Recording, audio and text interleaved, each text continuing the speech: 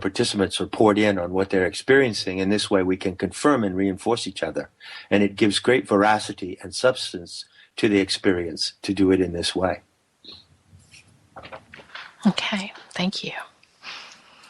And I would like to move on a little bit to your thoughts on the right action that you discussed earlier. And my question is this. It would seem that there are those that are the truly psychopath planners on the planet that are not necessarily visible to us, yet they have other people carrying out their intentions. So how do we know where to direct our rage, and who is the enemy? Yeah, who is the enemy? Well, that is a big question. That is a real meditation.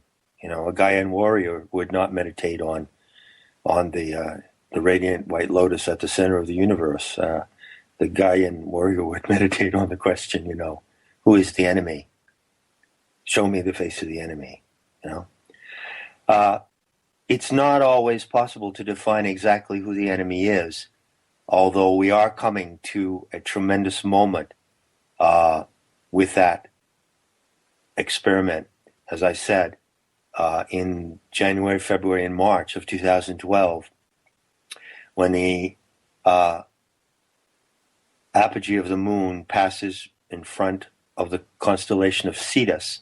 It passes the head of Cetus, which is below the constellation of Aries, or the Ram. At that moment, Sophia will recapitulate the threat that she factored into our experiment. And that threat is really the enemy. So there are many enemies against humanity today, and we can talk about that in terms of the people in finance, the people in government, the people in military, the people who run the great corporations.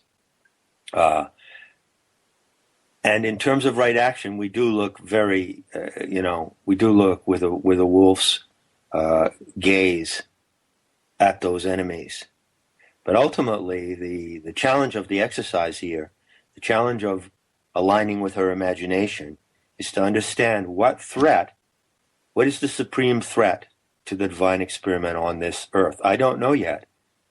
We are in the process of finding that out in the next 6 months.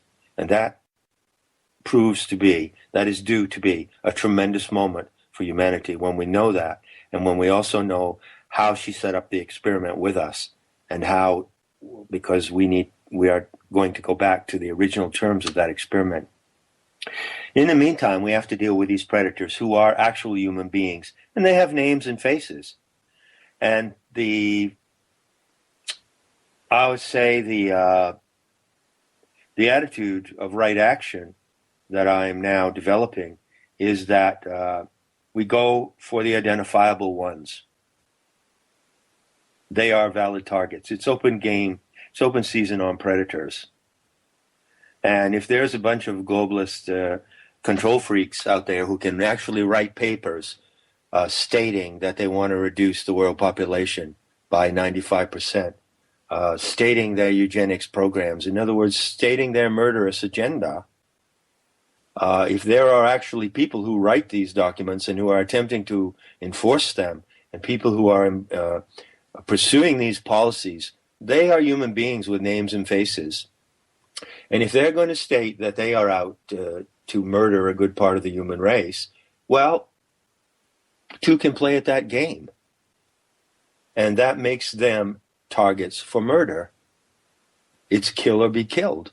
And the trick of right action is that we have to define the terms of engagement. We have to define the terms of engagement. That's what a Gaian warrior does. And so the first thing that I would say is that there are many enemies. Apart from the question of the ultimate threat, there are many enemies. And we all know who they are.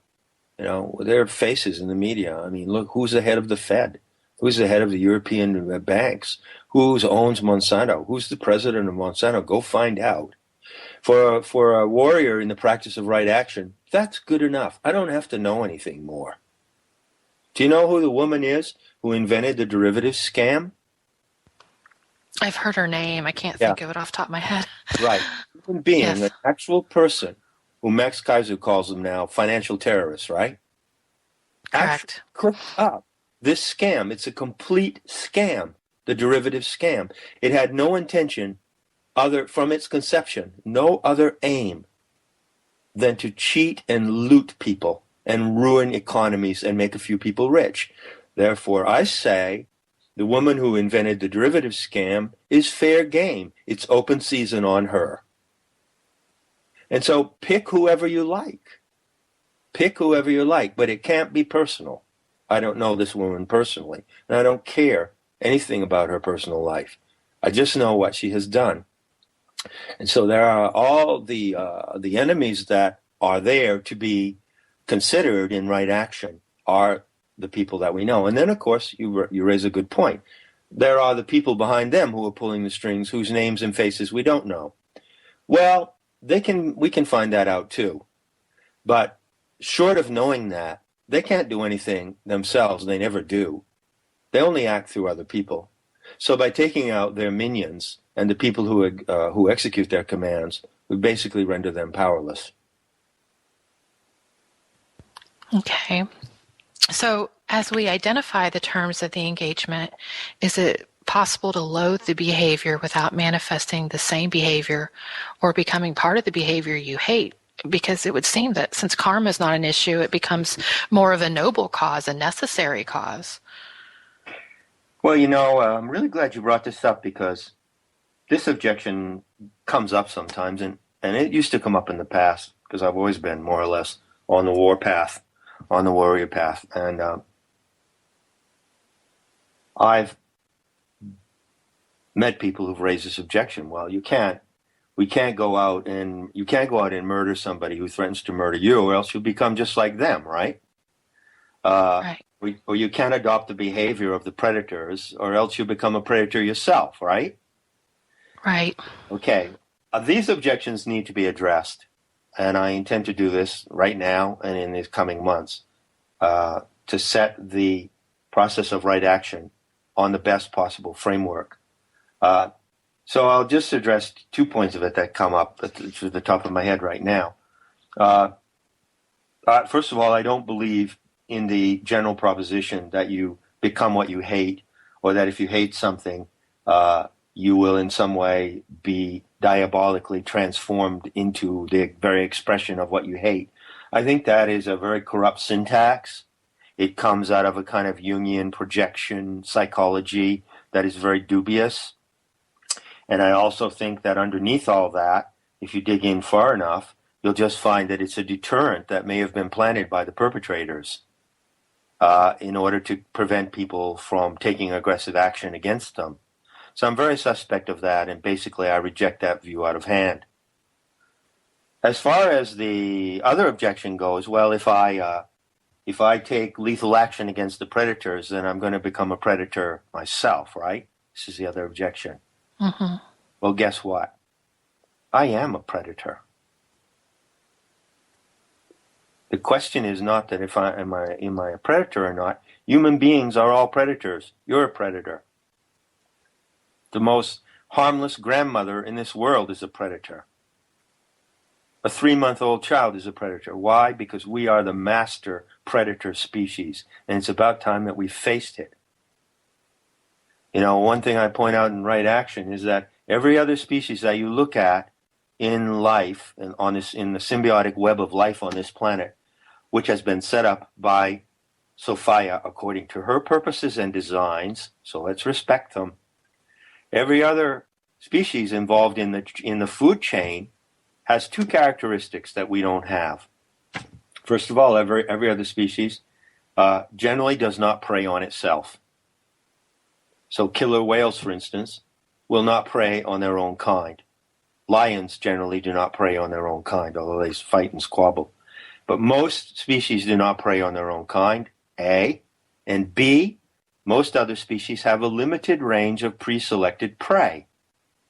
So the great predators, like the great predator cats, say a jaguar or a Siberian tiger, has a limited range of prey. It doesn't prey on every creature in the world, but we do. So what right do we have to stand back in some righteous attitude toward these animal predator species when we are the one animal species that preys on every other species and ourselves.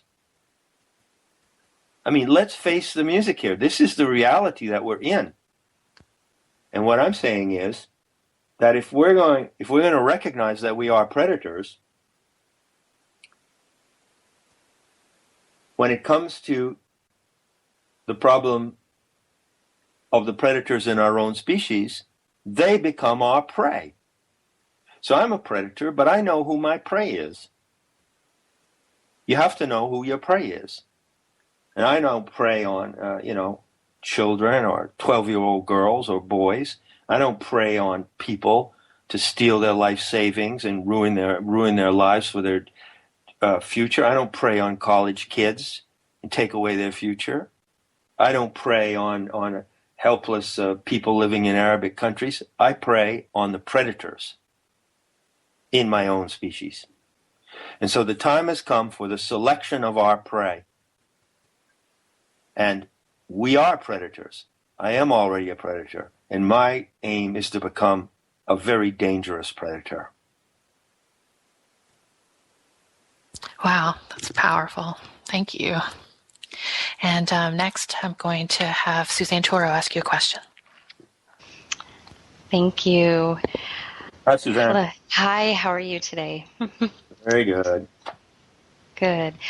Well, yesterday we discussed a little bit, and this question has kind of been shape-shifted a little bit. What I would like to discuss with you right now is during your work with the Dakinis and with Tara, to share with us, if you would, what her role has been in this experiment and as it relates to Tibet and the geography. And as we slightly discussed it about Atisha, but also you mentioned she actually appeared much earlier than what we have, or I have knowledge of. And then the second fold that came out in your most recent notes about the variegated mother. Right. I would like to touch on that also, and potentially some discourse on that being a clue to the riddle of 9/11. Oh, wow. Well, that's an interesting twist. Amazing. Okay. Tara, or Drolma, as she's known, I believe, the Tibetans, is a Mahavidya. She's one of the 10 so-called Mahavidyas who are emanations or expressions of Kali, and Kali herself is an emanation and expression of Gaia Sophia. Kali is the rage of the wisdom goddess, and she has these 9 emanations, one of which is Tara.